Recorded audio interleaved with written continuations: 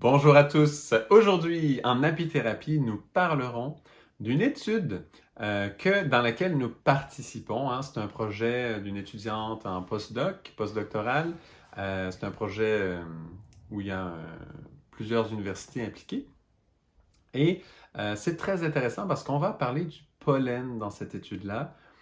C'est en fait une étude qui vise à trouver au niveau nutritif quels pollens sont complémentaires et permettent, par exemple, vous savez, en ce moment, quand même, dans le type d'agriculture où nous vivons, au jour d'aujourd'hui, il y a beaucoup de grandes monocultures. Et entre autres, cette étude est là pour déterminer quels sont les pollens qui peuvent être complémentaires à certaines grandes monocultures pour les pollinisateurs, donc les abeilles, spécialement les bourdons. Voilà, les bourdons qui sont natifs, pour les bourdons, là, donc les abeilles natives, on va dire, d'un certain milieu.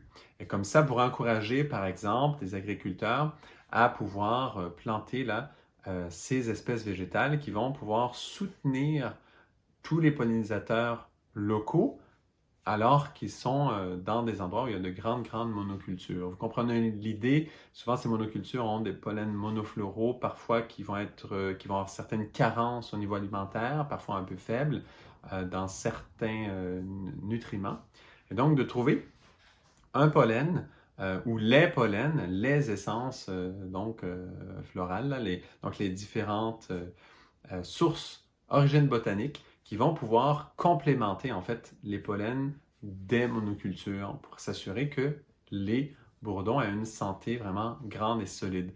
Donc, c'est un projet super intéressant. Nous, on a été approchés pour justement notre capacité, vous avez vu la dernière vidéo, à analyser le pollen au niveau du microscope, puis de récolter des pollens à différents moments et tout. Et donc, en ce moment, on s'amuse un petit peu à identifier justement différents pollens, trouver quel type de pollen monofloraux peuvent être faits sur place au Québec. Là, nous, on est au Québec. Et donc, sur place dans notre région, quels pollens monofloraux sont possibles d'avoir accès naturellement déjà, et même parfois avec certaines plantations.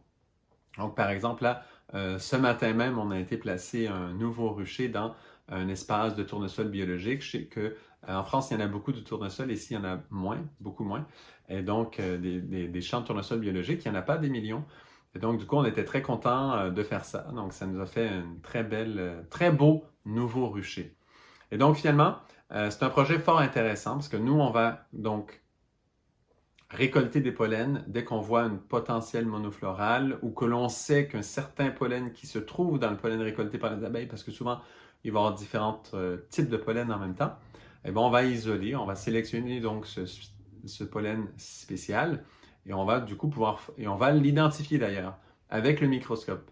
C'est pour ça que je vais montrer aussi dans la dernière vidéo le travail d'identification du pollen au microscope, parce que nous, justement, on l'utilise par exemple dans cette étude qui est extrêmement utile, parce que cette étude va nous amener beaucoup d'informations aussi au niveau nutritif. Qu'est-ce que contient au niveau nutritif ces différents pollens monofloraux?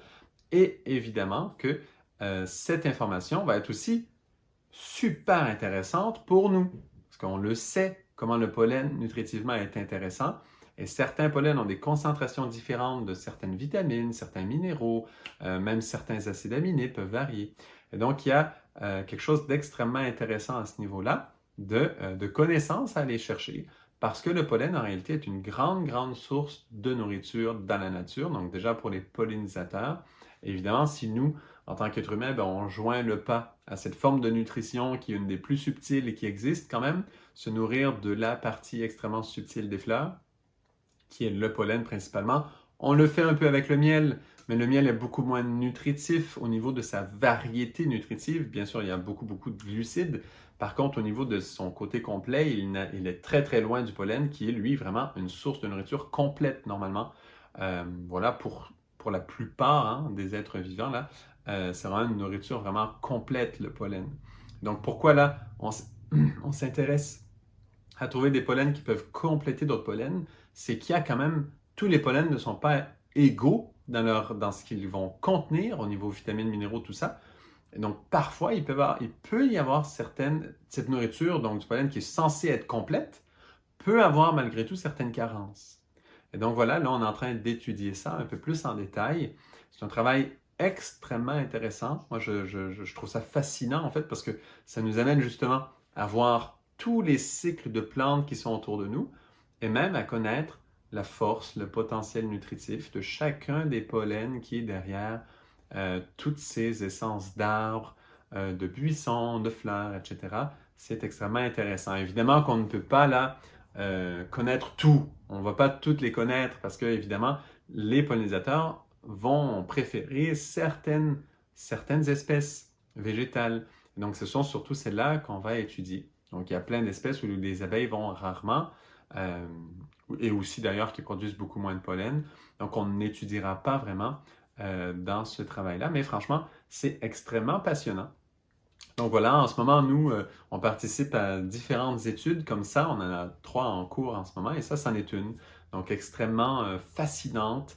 Et voilà, on développe, on approfondit en fait nos connaissances sur le pollen, sa valeur nutritionnelle, qu'est-ce qu'il peut apporter dans la nature aux êtres vivants qui travaillent déjà depuis très longtemps avec ces plantes. Et aussi donc dans un deuxième temps, donc pour nous-mêmes, pour l'être humain, qu'est-ce qu'il y aura là pour nous au niveau nutritif avec différentes essences de plantes. Donc, c'est extrêmement intéressant de faire ça pour différentes régions. Donc, nous, on le fait ici au Québec en partenariat, bien évidemment, avec cette étude qui est quand même, c'est surtout l'étude, ce postdoctoral qui fait le travail. Hein. Nous, on est fournisseurs de pollen dans ce cas-ci. Mais quand même, on s'y intéresse, on met la main à la pâte dans les réflexions, quelle plante peut-être serait optimale, etc. C'est extrêmement intéressant. Donc, si vous connaissez le sujet, vous connaissez déjà beaucoup le pollen, vous êtes dans le domaine, vous êtes apiculteur, etc. Vous avez des suggestions de plantes, possiblement qu'il y en ait qu'on n'aurait peut-être pas pensé. Vous êtes bienvenus de les marquer dans les commentaires. Je trouve ça extrêmement intéressant de faire ça. Et donc voilà, cette vidéo, pourquoi je l'ai fait au niveau de l'apithérapie? Je pense que c'est évident. Le contenu nutritionnel de différents pollens est extrêmement intéressant à savoir. Pour l'instant, c'est un peu tôt pour révéler des résultats parce qu'on n'a pas encore de résultats extrêmement clairs, concluants. Il y a déjà des choses très intéressantes qui se profilent, mais on n'a pas encore les conclusions certaines, parfaites de tirer. Donc, ça viendra plus tard. Mais voilà, donc déjà dans ce sens. Puis ensuite aussi, dans le principe comme tel, dans l'idée de comprendre qu'autour de nous, dans cette nourriture subtile qu'est le pollen, de comprendre que c'est suffisamment complet pour que si jamais il y a certaines carences dans certains pollens, de savoir comment on peut les complémenter et de voir justement qu'à travers ces différentes sortes de pollen, eh bien, si jamais un pollen ne serait pas complet, il y a quelques carences dedans, eh bien, on peut vraiment aller le compléter avec un autre pollen et de comprendre que franchement, le pollen est une véritable source nutritionnelle complète. Et c'est vraiment impressionnant, parce que là, vous voyez hein, que l'étude, c'est d'arriver à trouver dans le monde du pollen quelle combinaison de pollen fait vraiment une nourriture absolument complète, dans laquelle il n'y a aucune carence et dans laquelle nous sommes nourris entièrement. Donc, moi, je la trouve extraordinaire, cette étude. Elle paraît toute simple. Oui, c'est pour la survie des bourdons, tout ça. On aime les bourdons, mais bon, ça semble un peu loin de nous.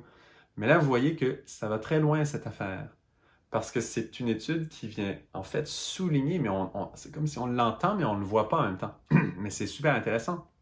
Ça souligne comme 1000 fois que le pollen est réellement complet comme aliment.